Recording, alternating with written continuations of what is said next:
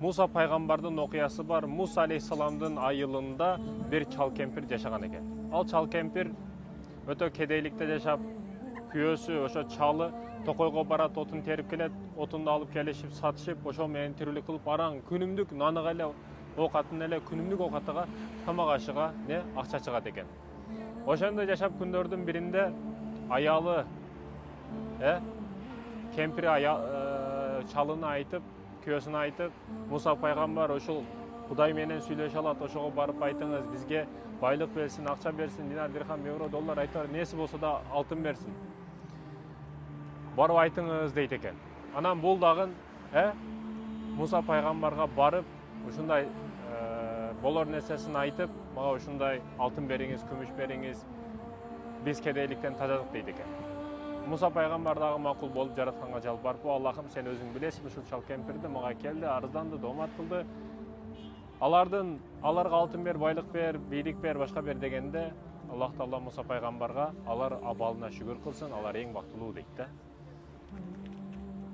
Муса пайгамбарга чал кемпир келип, чалы келип, Муса пайгамбарга не болду, жообуну аялыма, кемпириме айтып барайын, не деди, бизге байлык бериле турган болдубу дегенде, жок, Аллах Таала ошо абалына шүгүр кылсын деп айтты, силер шүгүр кылат экенсиңер тескерисинче десе, бул чалдагын абалы, маанайы түшүп, настроение жок, кайра кемпирине келет экен. Кемпирине келип, ушундай болду, Муса пайгамбар жаратканга жалбарыптыр, жаратканга дуа кылыптыр, бирок жараткан Кудай Таала не дептир? Кудай Таала, урматтуу мекендешим, кемпирине айтып атат бул, жок, ал абалына шүгүр кылсын дептир, ушул абал эң бактылуу абал экен деп айтыптыр дейт да. Ооба, урматтуу мекендешим, ошондой. Бисмилла. Ошентип шүгүр кылгын деп айтат да. Шүгүр кылгын деп айтат. Шүгүр кылгын деп айтат. Шүгүр кылгын деп айтат. Ушу абалыңар сонун экен, шүгүр кылгыла экен деп айтканда, бая кемпир ушундай оозуна жаман ойлонбой сөз чыгат. Бизге Кудай эмне берип коюптур, шүгүр кылгыдай дейт да. Чал кемпир түнү укташат, бир жастыкта укташып, бири-бирине желкеме-желке тийгизип уктаган учурда таңда турса, желкеси бири-бирине жабышып калыптыр чал кемпирдиги. Эми отун териши дагы жок, ошо бир күндүк акчаны кылып келиши дагы жок, себеби кемпир жабышып калган бири-бирине. Не кылабыз, андай кылабыз, мындай кылабыз, ошентип кемпир бир канча убакыт өтүп өлүп калат. Каза болот, көз жумат. Көз жумгандан кийин 2-3 күн өтөт.